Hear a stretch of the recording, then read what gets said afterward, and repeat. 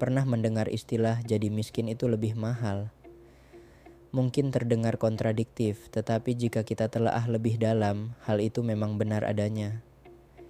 Kemiskinan bukan sekadar tentang kekurangan uang, melainkan juga tentang pengeluaran yang justru lebih besar dibandingkan orang kaya. Banyak yang berpikir bahwa semakin sedikit uang yang dimiliki, semakin kecil pula pengeluaran seseorang. Namun, kenyataannya kemiskinan seringkali menciptakan siklus finansial yang membuat seseorang justru harus mengeluarkan lebih banyak uang dalam jangka panjang. Hal ini terjadi karena keterbatasan akses pilihan yang terbatas, serta keterpaksaan dalam mengambil keputusan finansial yang tampak murah saat ini, tetapi berujung mahal di masa depan. Oleh karena itu, mari kita bahas lebih dalam mengapa menjadi miskin itu justru lebih mahal. Pertama, barang murah yang justru berujung mahal. Salah satu alasan utama mengapa orang miskin seringkali mengeluarkan lebih banyak uang adalah karena mereka terpaksa membeli barang-barang dengan harga murah namun berkualitas rendah. Misalnya dalam hal pakaian atau sepatu. Orang kaya dapat membeli sepatu berkualitas tinggi seharga 1 juta rupiah yang tahan bertahun-tahun. Sementara itu, seseorang dengan keterbatasan ekonomi hanya mampu membeli sepatu seharga 150.000 yang dalam beberapa bulan sudah rusak dan harus diganti lagi.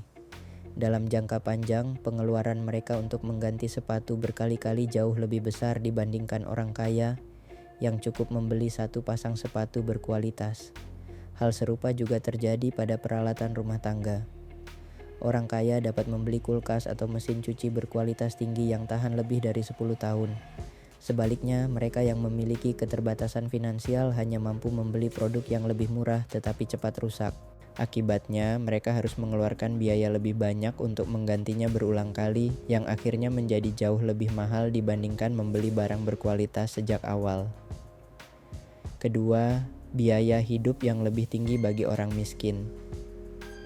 Orang miskin seringkali menghadapi biaya hidup yang lebih tinggi dibandingkan orang kaya, terutama dalam hal tempat tinggal, listrik, dan air.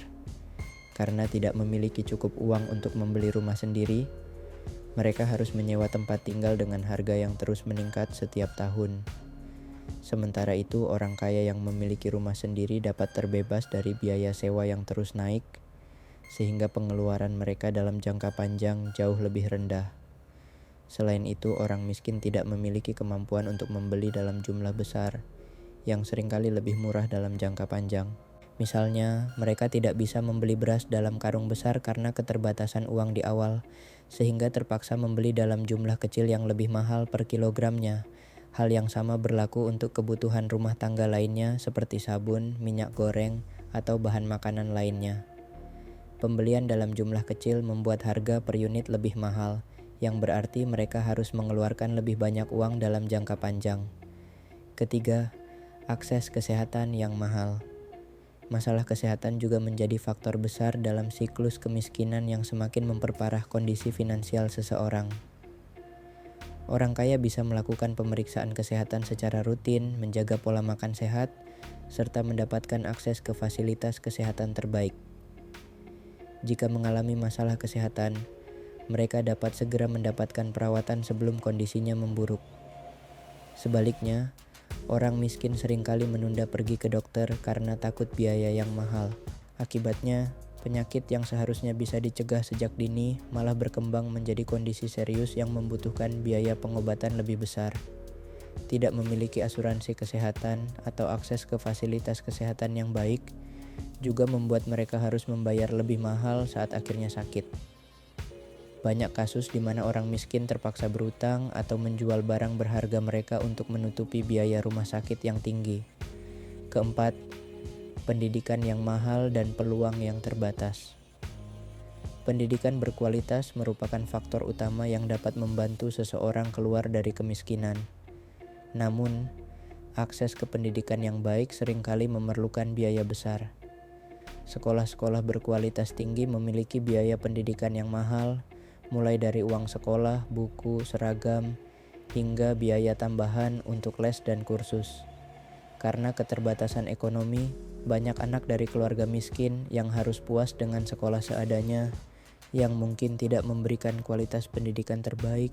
Akibatnya, mereka kurang memiliki keterampilan yang dibutuhkan untuk mendapatkan pekerjaan dengan gaji tinggi. Sebaliknya, anak-anak dari keluarga kaya memiliki akses ke sekolah terbaik, bimbingan belajar, kursus tambahan, dan koneksi yang lebih luas, yang mempermudah mereka mendapatkan peluang kerja lebih baik. Kelima, perangkap utang dan bunga yang tinggi. Orang miskin seringkali terjebak dalam utang berbunga tinggi karena mereka tidak memiliki akses ke pinjaman berbunga rendah atau instrumen keuangan yang lebih menguntungkan. Ketika membutuhkan uang mendadak, mereka terpaksa mengambil pinjaman dari rentenir atau pinjaman online dengan bunga tinggi, yang akhirnya semakin membebani kondisi finansial mereka. Sebaliknya, orang kaya bisa mendapatkan pinjaman dengan bunga rendah atau bahkan memanfaatkan investasi yang memberikan keuntungan lebih besar. Hal ini menciptakan ketimpangan di mana orang miskin terus-menerus berusaha melunasi utang berbunga tinggi, sementara orang kaya bisa mengembangkan kekayaan mereka melalui instrumen finansial yang lebih menguntungkan. Lalu bagaimana cara keluar dari perangkap ini? Meskipun keluar dari kemiskinan bukanlah hal yang mudah, ada beberapa langkah yang dapat dilakukan untuk mengurangi dampak dari biaya kemiskinan ini. Pertama, belajar tentang keuangan pribadi. Mengelola uang dengan lebih baik dapat membantu menghindari jebakan utang dan pengeluaran yang tidak perlu. Memahami cara budgeting, mengelola utang, dan menabung adalah langkah awal yang penting. Kedua, investasi dalam keterampilan.